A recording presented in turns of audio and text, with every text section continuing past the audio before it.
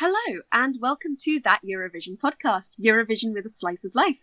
My name is Rosie, and I'm very happy to be back in the hosting chair today for an episode that's just a little bit of fun, a little bit of something to fill the gap between the previous contest and the new year, starting in a couple of weeks' time now.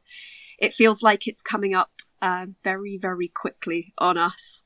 So today we are going to be doing a little bit of speculation, a little bit of looking ahead to what we might want to see in the next season. And joining me for this today are...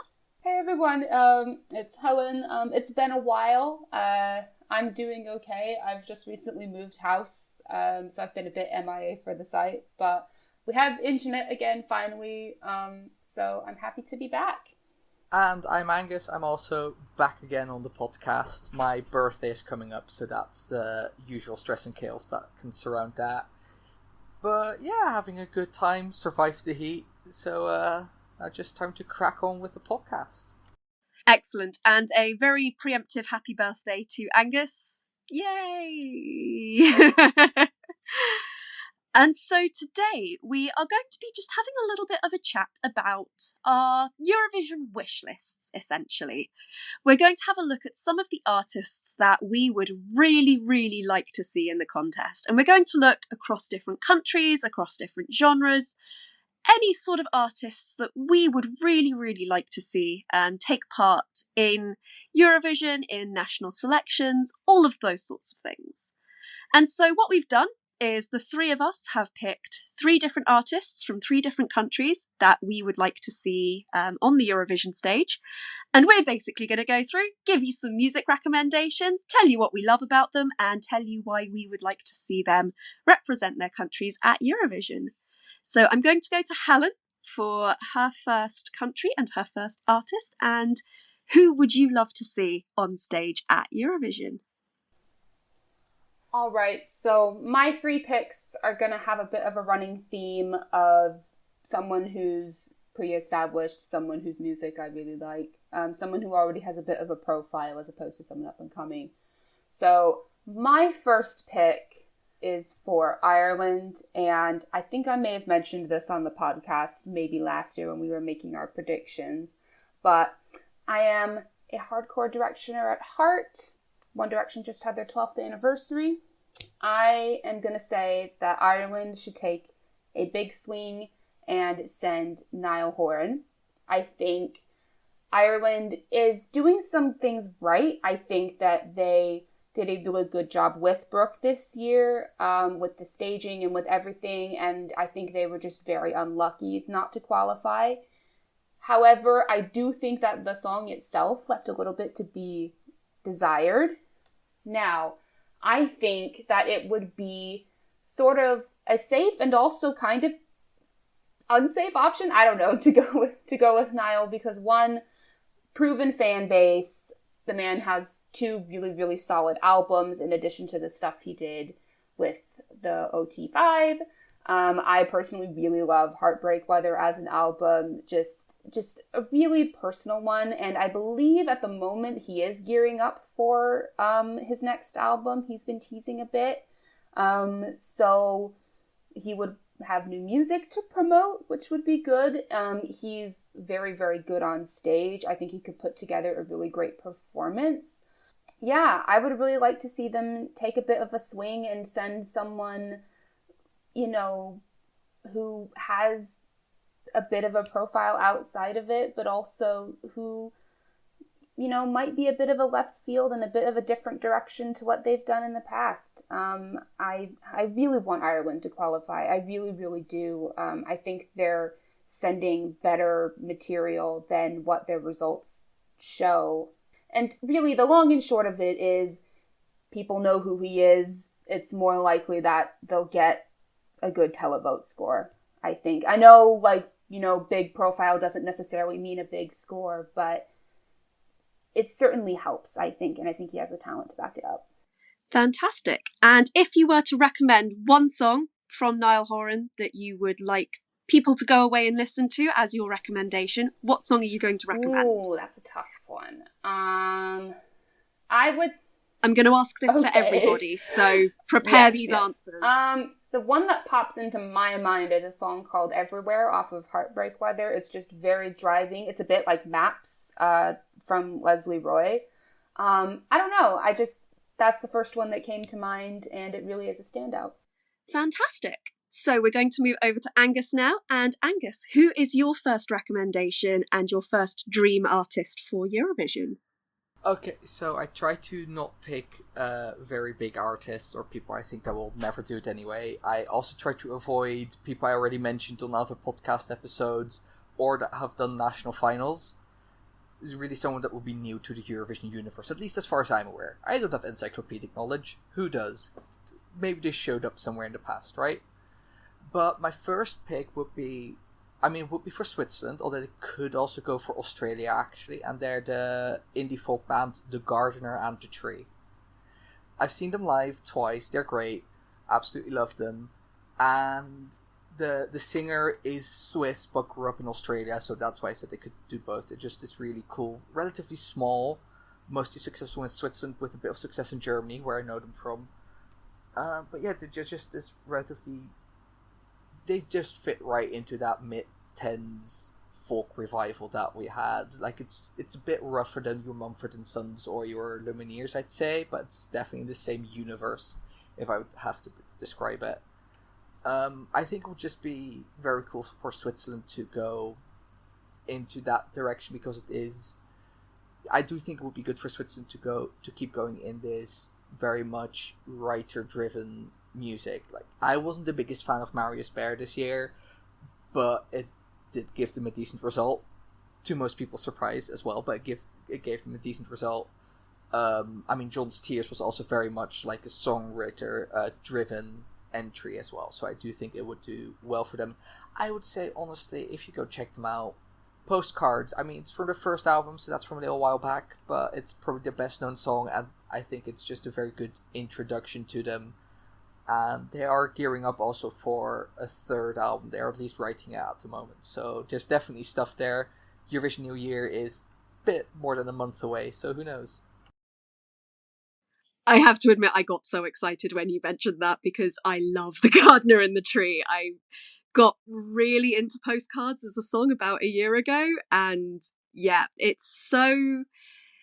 If you're sort of around our sort of age, so sort of early, mid, late 20s, and you were sort of around in the era of Mumford and Sons and the Lumineers and those sorts of artists, that's really the sort of stuff you're getting at with The Gardener and the Tree. And Postcards is a great song. And I think it's really interesting with the fact that Snap, which kind of feeds into that same sort of genre and that same sort of feeling, has done so incredibly well. We're seeing it getting into the viral charts right now. And so I think it could be a really interesting direction for Switzerland. And yes, I'm just also backing this recommendation because I love them. So I'm going to do my first recommendation now, and I'm going to give you a recommendation for Norway. And the band I'm going to recommend is a band called Isaac. Isaac is a trio of musicians. You've got Daniel Eriksson, who is basically a producer. You've got Alexander Kostopoulos, who is a drummer. And the main sort of lead singer, vocalist, songwriter is called Ella Marie Heita Isaacson. Band is named after her surname. And I came across her when she won Sami Grand Prix a couple of years ago, and then went on to win Liet International a couple of years later. And since then, she's just kind of skyrocketed a little bit. She won Stjernekamp, which is... it's kind of a Norwegian singing competition, but it's for artists who are already established. And then they go through different weeks doing different genres, basically, of music. So they'll do a week of opera, they'll do a week of yoik, they'll do a week of pop music, they'll do a week of rock, or that sort of thing. I think Alexandra Rotan came first or second on it fairly recently in one of the new series. So it's a really, really big show there. But what I really love about Isaac is they do something really incredible in terms of this sort of folk fusion, and it's very heavily influenced by Ella Marie's Sami heritage. My favourite song from them, and the one I'm going to recommend, is a song called Marze, which is based on a fairly significant event in Sami history, on basically a protest regarding the Alta Dam. I won't explain the whole thing here, but the song is heartbreaking. It's so incredibly beautiful, and there's 2 lines of lyric in there, and the rest of it is purely yoik music, and it's stunningly beautiful. It's just such a fantastic sort of ethereal way of conveying such deep emotion, and we've seen yoik do well at Eurovision, and we've also seen this sort of Sami history represented. Samid Aydnan from the 1980 contest, which was by Mattis Heite and Sverre Kjæsberg. I'm sorry, I am just reading this off Google right now. But it's such an incredibly interesting history, and I would really love to see that culture be so authentically represented on the Eurovision stage by possibly the most exciting artist that is doing this sort of genre at the moment. I really, really love the sort of political messaging of what she does, that sort of emancipatory, liberatory sharing of culture and highlighting a culture that has historically been deeply oppressed and quashed and tried to be sort of erased, essentially. And so I would love to see that even more on the Eurovision stage, and I think they would... I'm not sure it's quite on the same sort of sphere as more of a sort of Go-A sort of thing, but it very much fits into that sort of modern folk element of things. And I'd be super excited, and I think it would be really powerful to see something like that on the Eurovision stage. And yeah, Marze is the song I recommend from them. And they've also just had a new album out, so I need to go listen to that. I haven't listened to it yet, so let's do that. Helen, who is your second artist? Right, so my second artist, I'm going to stick in a bit of the Anglophone nations, and I'm going to go with the UK. They have a pretty massive and unenviable task in front of them, which is to follow up such a massive result for Sam Ryder. And we've seen in the past countries that have come that close and just not quite gotten it, trying to repeat themselves to diminishing returns. I'm thinking of Cyprus specifically in this one. So my take, Sam's performance was very, very loud, bombastic, in a very good way. I think the UK, instead of trying to replicate that, needs to go for something still very competition friendly, but I think a bit more mellow and a bit softer. So my recommendation is to send an artist called Dodie. She's a popular YouTuber as well as a musician. She has new music coming out, and I have to say her debut album, Build a Problem, is one of my personal favorites. But she's just such a wonderful performer. Her music often has a lot of deeper messages behind them. I just love her aesthetic. I think she could put something very thoughtful together. She has a visual album that went along with Build a Problem as well that's very inventive. I think she could come in with a very strong vision for what she wants to do and something that will stand out on the night. As far as a track that I think I would recommend, it's hard to pick one off of Build a Problem because it's such a cohesive piece, but I would actually go for a track called Rainbow. It's for an album that's a bit of a downer. It's a very bright spot and positive one, and I love the way that she kind of floats across her music. Again, we don't know what that would look like on a Eurovision stage or how that would do, but there were a lot of slower indie songs that made it into the final this year. So that may continue next year, but I think this would be a good change of pace for the UK and to show that we have, a good variety. Dodie is a great choice. It would have been my choice for the UK. For me, that would be Black Honey, who are a female-led rock band who are sort of Wolf Alice meets spaghetti western with a slightly rougher edge around it. It's very like 70s film music meets like Wolf. Like it's very that general area, which I also would really recommend. They're great. I would say check out their top song, I Like the Way You Die. But I would say my second choice of today would be for Iceland. Now, I looked up this person, and I honestly thought he would be way bigger than he was. Asgeir. Some people might know him. Again, I'm staying in the folk direction for my official choices. Asgeir is this folktronica person. Very of Monsters and Men, but it's just the one guy who's also multi-instrumentalist doing it. Bit more... Yeah, I know. It just is really this smooth Icelandic folk sound as you would expect. It's what I've... The thing is, it's also not something we had Söngvakeppnin even. Like, the closest we got to it was what we got this year, which was more American country almost than proper Icelandic folk song, despite the lyrics. And I would just love these other sounds, like this more Icelandic, modern Icelandic folk/pop sound to also, at least at Söngvakeppnin, and ideally at Eurovision. Asgeir is just... He has this lovely, rich voice, genuinely amazing lyrics. I genuinely thought he was bigger, but he currently doesn't have 1 million monthly listeners on Spotify. Like, he's just under it, which is still a great number, don't get me wrong, but I thought he was, like, a much bigger deal. I would say check out Youth or Breathe, both of which are from his 2020 album, Bury the Moon, which is genuinely one of the best albums I've ever heard.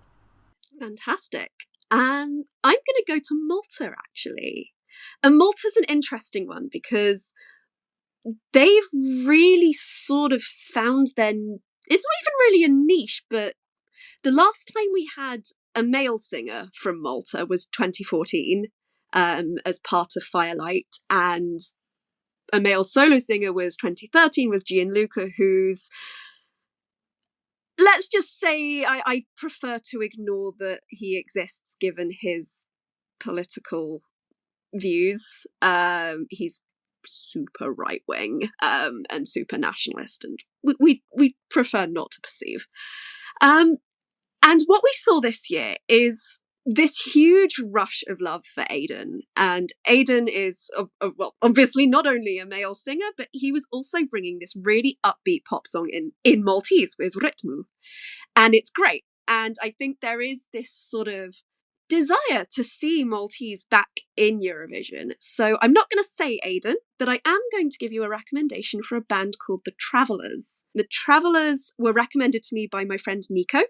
So shout out to you. And they are a sort of brass pop band. They do really a lot of very upbeat, very positive, very happy sort of music with a lot of sort of saxophones and trumpets and things like that. Honestly, the sound from Eurovision that I can think of that I can compare to them the most is probably something like Siti Zeni. There really is that sort of emphasis on a lot of very... It's not even acoustic, but emphasis on that real, true brass sound, essentially. And again, that sort of upbeat positivity aspect of their work.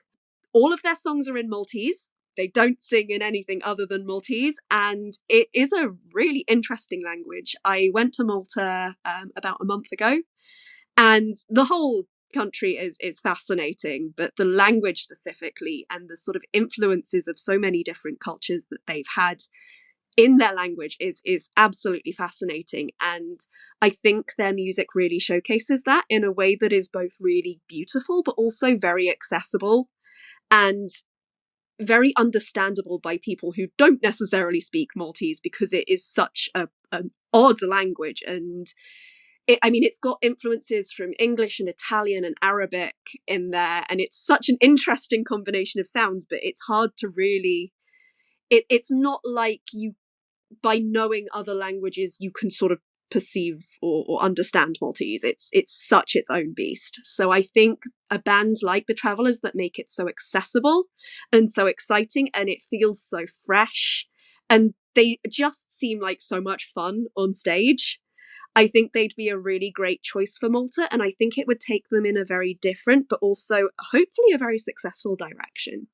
So the song I'm going to recommend from them is the first song I heard from them, because it's what made me love them in the first place, and it's called Afi Pachi Colori, which translates as Barefoot Peace Colours. And that sort of gives you an idea of the sort of stuff that they create. It's very fun, it's very upbeat, it's very positive, and it's just really lovely to listen to. I think they'd be a great sound for Eurovision. So I'm now going to go to Helen for her third and final choice. All right, I don't know if this is cheating because, Angus, you already kind of mentioned Australia a bit. Okay, so again, sticking with my trend of picking like bigger names to go for countries, I've been on a bit of a Troye Sivan kick recently. It's kind of out there, to be fair. Like all my other choices were kind of, I don't want to repeat countries too much here. I don't know, something about Blue Neighborhood really kind of took me back a bit, particularly some of the album tracks. But again, as much as I hate to say it, I really do hate to say it, I think someone who has a bit of appeal. Now, I'm not saying an internal selection for him. I think it would be fun to have. They've been getting more bigger artists of note into Australia Decides. I think that'd be a great addition. There's certainly been a lot of names. At least every edition of Australia Decides has someone that I knew about beforehand, even if in the first edition it was like Courtney Act was there, or I knew who Voyager was for this past edition, something like that. And so I think if you want to get like a name that people outside of Australia are going to know, maybe he's someone to put in there. But I don't know. I also want like for someone who, I believe one of my first pieces that I wrote for the site was about queer representation at Eurovision, and 2021 had quite a bit of it, and 2022 a little bit less so. I want more of that. I want more of that at Eurovision, and he's one of the artists that has been unapologetically in their music, very openly, talking about him being with men when when a lot of artists in the past have kind of kept their music a bit ambiguous. I really appreciate that. I would say, in terms of a song to go back to, Heaven is a really good one. I really enjoy that off of Blue Neighborhood. I believe that's a collaboration with Betty Who. But yeah, I know it's like the basic choice, but I'm a basic bitch. So I don't know. I think it'd be fun. I don't know if he would necessarily win Australia Decides, but I think it'd be some much needed and welcome queer presence at the contest for sure. I mean, Troye Sivan, Jaguar Jones or Jonesy, I always forget how to say her name, I'm terribly sorry, and Voyager top 3 in Australia Decides would both be great, but also in whatever order it finishes in, Twitter will be unusable for at least a month. Like, we might as well just shut the website down, at least for a while.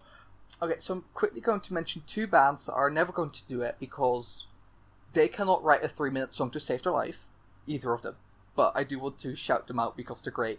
One of them is, / very interesting at least. One of them is Villagers of Ioannina City. They're a Greek folk / stoner psychedelic rock band, and it's exactly what you imagine. And they sometimes also just throw random clarinets in there, whatever instruments they can find. I would love Greece. I love what Greece sends a lot of the time. Have their more ethnic or folky entries done well? No.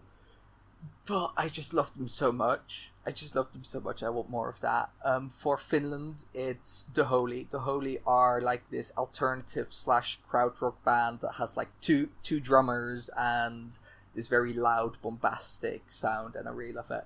But keeping on the loud and bombastic and surprising choice, I'm going for France, and I'm mentioning Indila. Now, Indila was massive in 2013 with her song Dernière Danse, which is this orchestral chanson meets like an electronic dance beat at the end. Like, it really builds well. It's this great, it's just like 3.5 minutes, but you can hear how you could shorten it to 3 minutes, and it was like, it would have been the perfect Eurovision song. It would have won Eurovision. I'm not even kidding. She has some other good stuff. As many other French artists, she sort of burned out after her first album, so she sort of stopped making music for a while. In 2019, she started coming back. Her latest release was in 2020 with French Eurovision alum Amir, who we all know and love as well. And they work really well together. No, Ndila is, it's very much in that chanson meets like modern orchestral pop area.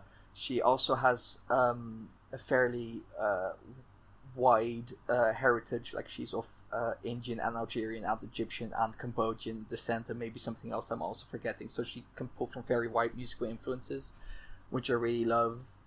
Yeah, I love a good chanson, but I love a modern chanson that combines something more modern poppy in it even more. I love that crossover, and she just pulls that off. And I think just listen to Dernière Danse. It is her most popular song. It charted everywhere. It charted in Poland and Turkey and God knows where. So it was properly big everywhere. It's a great song from 2014. And yeah, if she ever makes it to the Eurovision stage, I'll be very happy. Cool. And I know we've probably got other names sort of floating around in our heads. So once I have given my last sort of big spiel artist, I will do a quick fire section where we can just run down any other names that we might have. But I am going to give my last artist, and they would probably be competing for Denmark, but they are actually from the Faroe Islands. And I fairly recently was doing a bit of digging into the sort of musical culture of the Faroe Islands. And they've got some really cool music going on and some really interesting bands and artists. So there were a few names that I kind of wanted to mention. Brimhein, Eivor, also Raska Drenga, who are a really lovely little folk band. But the band I'm going to go for is, because they've just got such a fantastic name, but also I love their music, is a band called Danny and the Vetoes. They are a very indie sort of band. Again, they are mostly singing in Faroese, which I think for Denmark would be really great to see that language represented on stage. And I think the thing with Denmark, and I think what a lot of people are saying, is that they're really struggling to sort of stand out at the moment.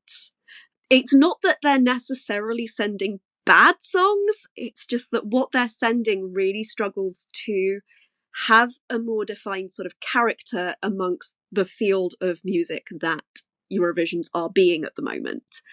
And I think the very sort of indie guitar-driven aspects of Danny and the Vetoes' discography and the Faroese language, I think would really help just to elevate them to that next level, to help them get back into that final again and get them sending stuff that is just a little bit more interesting. The song I'm going to recommend is called Farvel, translates as farewell, goodbye, and it is a very sort of, it's the sort of music you'd have if you've got an open top car and it's a summer's day and you've got the roof down and you're driving down with the wind in your hair and the open road and you just want to sing along to and chant along to, and it just makes you feel, it's an interesting sort of mixture of melancholy but also uplifting. I just really love the sort of emotions of it, and I think it's a really, really lovely song, but it's got some energy to it. It's got some power to it. And I think that's just a little bit more of what we need to get Denmark back to a level where they are doing well and qualifying and getting good results, because it's not even necessarily the fact that Denmark are having these national finals and just picking the wrong song. It's that DMGP as a national final generally just has such a bad reputation amongst the fandom at the moment. And I think something like this could shake things up and give a bit more room for things that are a little bit more interesting, that lean into more different genres of music and also represent the diversity of what could represent Denmark as well, because it's not just Denmark itself. I think the Faroe Islands have such a great music industry, and since they are not competing on their own accord, it would be lovely to see them represented as part of Denmark as well.